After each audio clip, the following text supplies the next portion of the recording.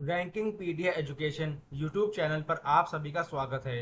यह वीडियो सामान्य विज्ञान के टॉपिक रसायन विज्ञान का लेक्चर नंबर 3 है और इस वीडियो में हम इस टॉपिक से जुड़े हुए कुछ इंपॉर्टेंट कॉम्पिटिटिव एग्जाम्स में पूछे गए क्वेश्चंस डिस्कस करेंगे, जिस टॉपिक का नाम है अकार्बनिक रसायन या फिर वैद्युत अपघटन।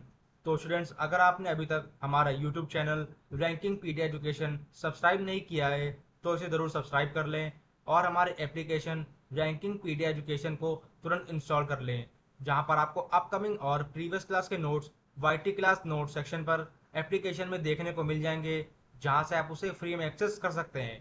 तो चलिए स्टूडेंट्स, कुछ इंपॉर्टेंट क्वेश्चंस देख लेते हैं इस टॉपिक से जुड़े हुए। बिजली के बल्ब में आमतौर पर कौन सी गैस भरी जाती है? तो वह उस गैस का नाम है असक्रिय नाइट्रोजन, जो कि अनरिएक्टिव होती है। वो नाइट्रोजन गैस जो है बल्ब के अंदर भरी आती है, जो बिजली का बल्ब होता है उसके अंदर असक्रिय नाइट्रोजन भरी आती है। चलिए अगले क्वेश्चन पे आते हैं। कांच का वह प्रकार जो पराबैंगनी किरणों को काटता है, तो वह है क्रुक्स कांच। कौन सा कांच है वह?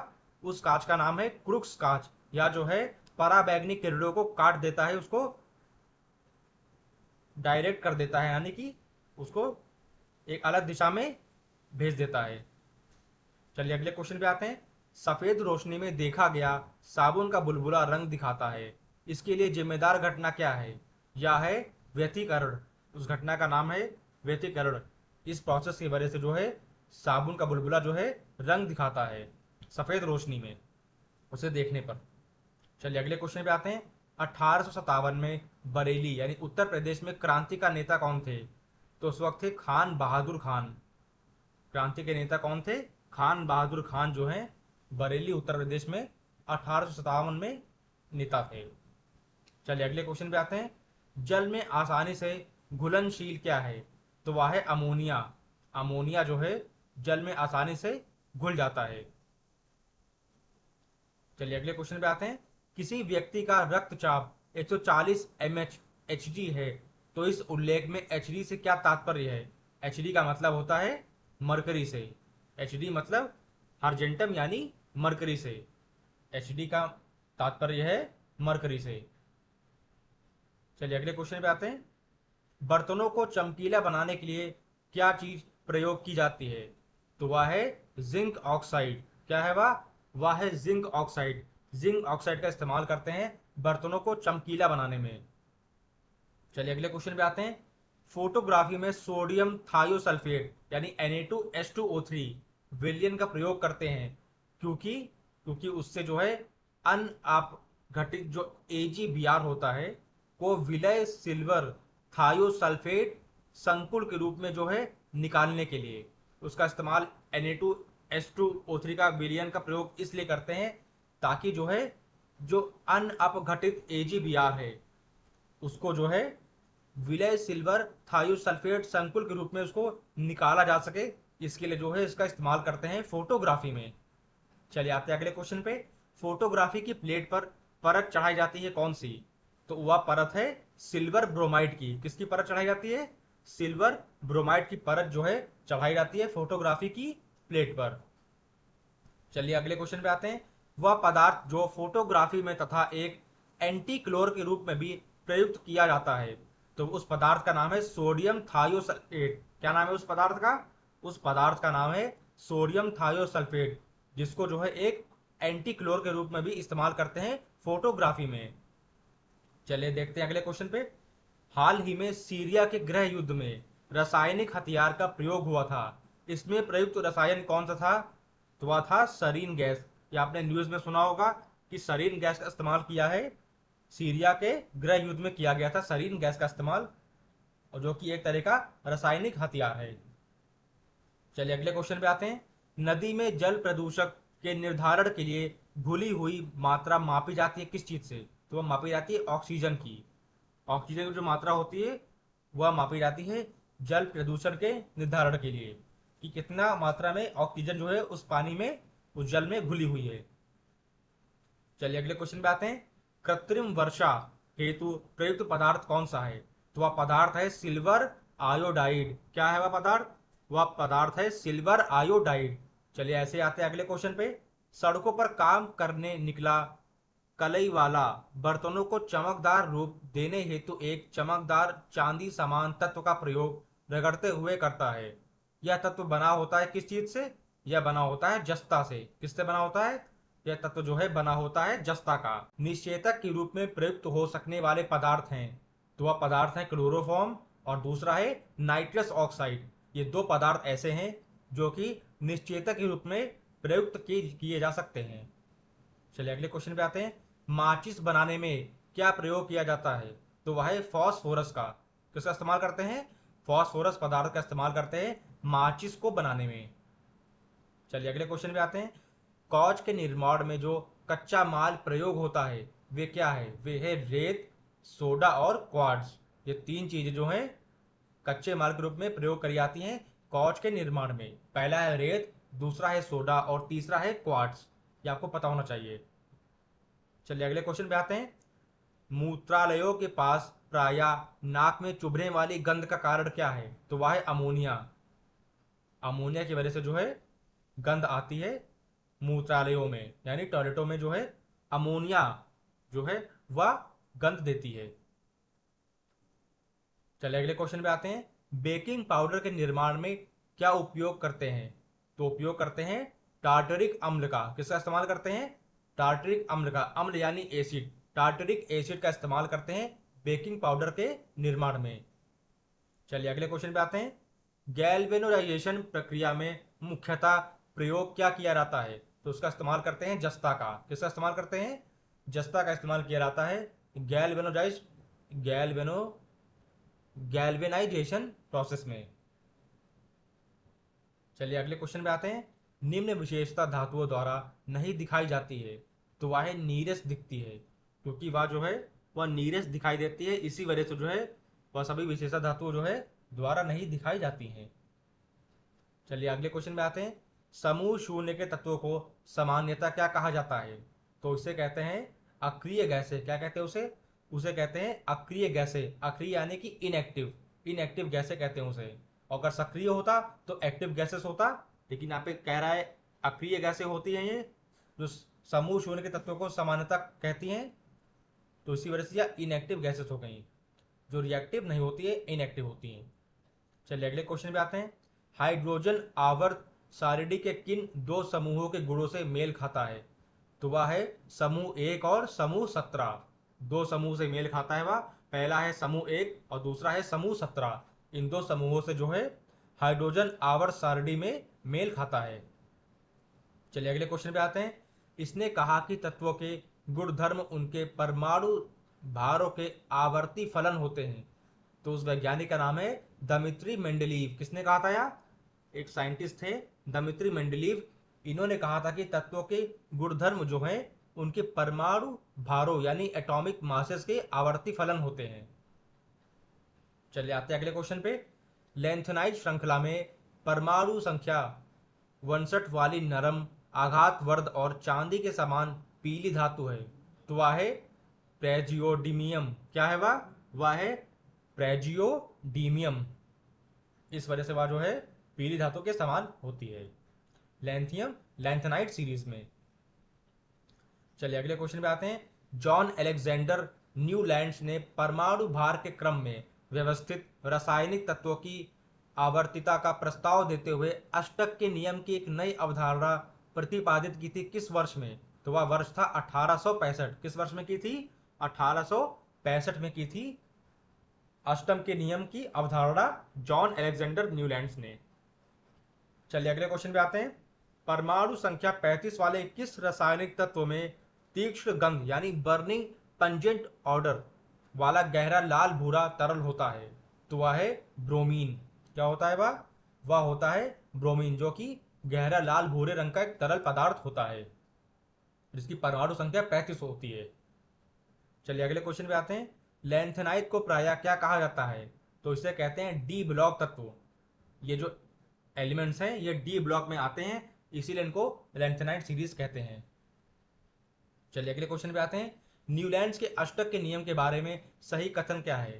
तो वह कथन यह है कि उन्होंने जो है सबसे कम परमाणु द्रव्यमान यानी हाइड्रोजन वाले तत्व से आरंभ किया था उसको, और थोरियम पर समाप्त किया था जो कि 56वां तत्व था। यह कथन सही है न्यूलैंड्स के अष्टक के नियम में। चलिए अगले क्वेश्चन पे आते हैं।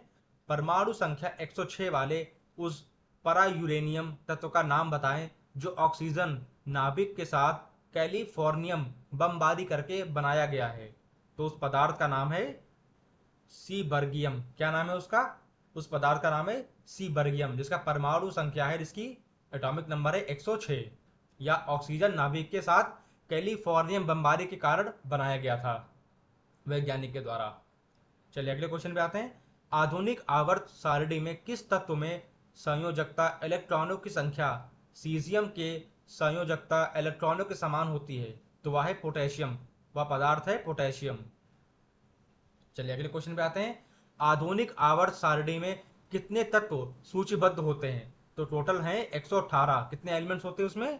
टोटल 118 एलिमेंट्स होते हैं पीरियोडिक टेबल में, यानी आवर्त सारणी में, जो कि मॉडर्न पीरियोडिक टेबल है, यानी आधुनिक आवर्त सारणी। उसमें टोटल जो है 118 एलिमेंट्स दिए हुए गए हैं। चलिए अगले क्वेश्चन में आते हैं। लेंथेनाइट कितने तत्वों की एक श्रृंखला है? तो उसमें होते हैं 15।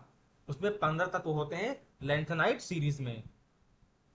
ऐसे ही आते हैं अगले क्वेश्चन पे। मेंडेलीव आवर्त सारणी की 150वीं वर्षगांठ मनाने के लिए यूनेस्को द्वारा किस वर्ष को international year of the periodic table यानी IYPT के रूप में नामित किया गया था? तो वह वर्ष था 2019। ये आपको पता होना चाहिए, कई बार एग्जाम में पूछा भी गया है कि किस वर्ष को जो है मेंडेलीव आवर्त सारणी की 150वीं वर्षगांठ मनाई गई थी। तो वह वर्ष था 2019। चलिए अगले क्वेश्चन पे आते हैं। दमित्री मेंडलीव ने आवर्त सारणी का आविष्कार कब किया था, जिसमें रासायनिक तत्वों के प्रतीकों को उनके परमाणु भार के अनुसार क्रमबद्ध किया गया था? तो वह वर्ष था 1869 में। कब किया था उन्होंने? 1869 में उन्होंने किया था। चलिए अगले क्वेश्चन पे आते हैं। समूह शून्य के तत्वों को सामान्यतः क्या कहा जाता है? तो उससे कहते हैं अक्रिय गैसें, यानी इनएक्टिव गैसेस कहते हैं उन्हें। चलिए अगले क्वेश्चन पे आते हैं।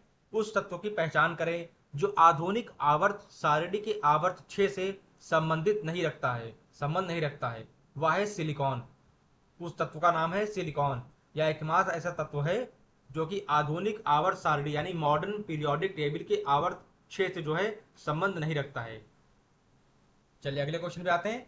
1955 में खोजे गए एक धात्विक रेडियोधर्मी परायूरेनियम तत्व का नाम बताइए जिसका एक्टिनाइड श्रृंखला में परमाणु क्रमांक 101 है। तो वह है मेंडेलीवियम। क्या है वह है मेंडेलीवियम। और यह तत्व जो है मेंडेलीव वैज्ञानिक के नाम पर रखा गया है, मेंडेलीवियम।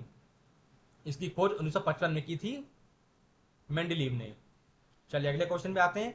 आवर्त सारणी में कौन सा डी ब्लॉक तत्व ग्रीक प्रतीक यानी अल्फा और धात्विक किरणों द्वारा दर्शाया गया है?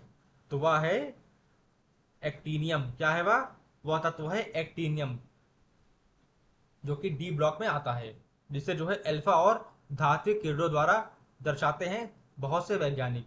तो वह तत्व है एक्टीनियम। चलिए अगले क्वेश्चन पे आते हैं।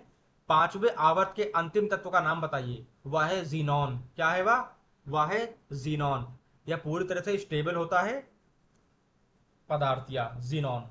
यह पांचवें आवर्त का अंतिम तत्व है। चलिए अगले क्वेश्चन पे आते हैं। आवर्त सारणी में उस 27वें तत्व का क्या नाम है जिसकी कोई ज्ञात जैविक भूमिका नहीं है, क्योंकि इसका आधा जीवन काल केवल 22 मिनट का होता है? तो उस तत्व का नाम है फ्रांसियम।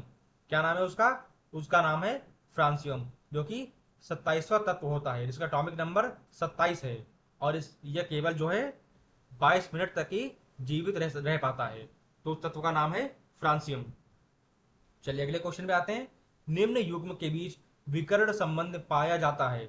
तो वह है लिथियम और मैग्नीशियम। ये उनका किस तरह से इन्होंने डिनोट करते हैं उसको, वह लिखा गया इनका फॉर्मूला। Li से करते हैं लिथियम को और Mg से करते हैं मैग्नीशियम को। तो ये दो ऐसे तत्व हैं जिनके बीच जो है विकर्ण संबंध पाया जाता है। अष्टक का नियम यह दावा करता है कि हर 8वें तत्व में तुलनीय गुण होते हैं जब उन्हें उनके परमाणु द्रव्यमान के आरोही क्रम में समूहबद्ध किया जाता है। और इसे किस चीज के नाम से भी जाना जाता है? तो इसे जानते हैं न्यूलैंड संबंध के नाम से। किस नाम से जानते हैं इसे जानते हैं न्यूलैंड संबंध के नाम से, जिसमें कि जो है इसको तैयार किया था या नियम था किसका, न्यूलैंड का। एक वैज्ञानिक थे न्यूलैंड, ये उनका नियम था और उनके न्यूलैंड संबंध के नाम से इस चीज को जाना जाता है अष्टक का नियम। चलिए आते हैं अगले क्वेश्चन पे। विज्ञान की आवर्त सारणी में एच किस रासायनिक तत्व का प्रतीक माना जाता है? वह है हाइड्रोजन। उस तत्व का नाम है हाइड्रोजन। चलिए अगले क्वेश्चन पे आते हैं। किस प्राकृतिक रूप से पाया जाने वाला आवर्त सारणी का सबसे भारी तत्व है जिसका परमाणु भार 238 होता है? तो उस तत्व का नाम है यूरेनियम। यह सबसे भारी जो है तत्व माना जाता है, इसका परमाणु भार यानी जिसका एटॉमिक मास जो है 238 होता है और यह प्राकृतिक रूप से पाया जाता है। बहुत ही रेयरेस्ट केस में मिलता है यूरेनियम, इसका परमाणु भार 238 होता है। चलिए अगले क्वेश्चन पे आते हैं। निम्न तत्व प्राकृतिक रूप से सबसे सघन तत्वों में से पाया जाता है, तो वह है ऑस्मियम। उस तत्व का क्या नाम है? उस तत्व का नाम है ऑस्मियम, या जो है सबसे सघन तत्वों में से एक है, जो कि बहुत मुश्किल से पाया जाता है और एक तरीके से यह प्राकृतिक तत्व है। चलिए अगले क्वेश्चन पे आते हैं। क्यूरियम का रासायनिक प्रतीक क्या है? तो वह है Cm। क्या है वह? Cm। और पोटेशियम का रासायनिक प्रतीक क्या है? वह है K। नाम है पोटेशियम लेकिन इसको डिनोट करते हैं K से, या इसका रासायनिक प्रतीक यानी इसका ये केमिकल सिंबल है K। कैलियम, K मतलब कैलियम, जिसे बोलते हैं पोटेशियम नाम से। चलिए अगले क्वेश्चन पे आते हैं। रासायनिक तत्व का परमाणु क्रमांक 10 है, तो वह है नियॉन। क्या है वह? उस तत्व का नाम है नियॉन, जिसका एटॉमिक नंबर जो है, जिसका परमाणु क्रमांक 10 होता है और यह पूरी तरह से स्टेबल तत्व होता है, रिएक्ट बिल्कुल नहीं करता है। चलिए अगले क्वेश्चन पे आते हैं। न्यूलैंड के अष्टक नियम के अनुसार सोडियम के समान गुण होते हैं, वह है लिथियम। सोडियम के समान जिसके गुण होते हैं वह है लिथियम तत्व, अगर बात करें न्यूलैंड के अष्टक नियम की तो। चलिए अगले क्वेश्चन पे आते हैं। आवर्त सारणी के उस समूह की पहचान करें जिससे कोबाल्ट संबंध रखता है, तो वह है समूह 9। यानी 90 समूह में जो है आवर्त सारणी के उस समूह की पहचान हो रही है जिसमें जो है कोबाल्ट जो है संबंध रखता है, तो वह समूह 9 है। चलिए अगले क्वेश्चन पे आते हैं। आवर्त सारणी में दाएं से दूसरे स्तंभ यानी कॉलम में है और इसमें फ्लोरीन, क्लोरीन, ब्रोमीन, आयोडीन, एस्टेडीन और टेनेसिन होते हैं, तो वह समूह है समूह 17। उस समूह का क्या नाम है? उस समूह का नाम है 17, जिसमें फ्लोरीन, क्लोरीन, ब्रोमीन, आयोडीन, एस्टेटिन और टेनेसिन पाया जाता है। और इसमें हर एक में जितने भी ये समूह 17 वाले जितने तत्व हैं, इन सब में एक जो है इलेक्ट्रॉन मिस होता है। अगर वो आ जाए तो ये सभी के सभी स्टेबल हो जाएंगे। चलिए अगले क्वेश्चन पे आते हैं। आवर्त सारणी में आधातुओं का स्थान क्या बताइए? वह है दाईं तरफ। जो आधातु होते हैं उनका स्थान जो है आवर्त सारणी में दाईं तरफ होता है। वहीं पर अगर बात करें सोडियम की, तो वह स्थित होता है आवर्त सारणी में बाईं तरफ यानी लेफ्ट साइड। चलिए आते हैं अगले क्वेश्चन पे। मेंडलीव की आवर्त सारणी के अनुसार एका एल्यूमिनियम का स्थान किस तत्व से लिया गया है? तो वह है गैलियम से। किससे लिया गया है? उस तत्व का नाम है गैलियम से लिया गया इसको। चलिए अगले क्वेश्चन पे आते हैं। लिथियम, सोडियम और पोटेशियम जैसे रासायनिक रूप के समान गुणों वाले तत्वों को किसने व्यवस्थित किया और यह प्रदर्शित किया कि अन्य दो तत्वों के गुणों के आधार पर बीच वाले तत्व के गुणों का अनुमान लगाया जा सकता है? तो वह था जोहान डोबेराइनर। उस वैज्ञानिक का नाम था जोहान डोबेराइनर, जिसने जो है यह पता किया था कि जो लिथियम, सोडियम और पोटेशियम तत्व हैं, यह सभी रासायनिक रूप से जो है समान गुणों वाले तत्वों को जो है व्यवस्थित करते हैं और प्रदर्शित करने के लिए दो तत्वों के गुणों के आधार पर जो है इनको जो है अनुमान लगाया गया था। तो उस वैज्ञानिक का नाम है जोहान डोबेराइनर, इसने जो है यह अनुमान लगाया था। चलिए अगले क्वेश्चन पे आते हैं। 1817 में आवर्तिता के किस नियम ने यह दर्शाया कि फास्फोरस का परमाणु भार नाइट्रोजन और आर्सेनिक के परमाणु भार का औसत होता है? तो वह था डोबेराइनर का त्रिक का नियम।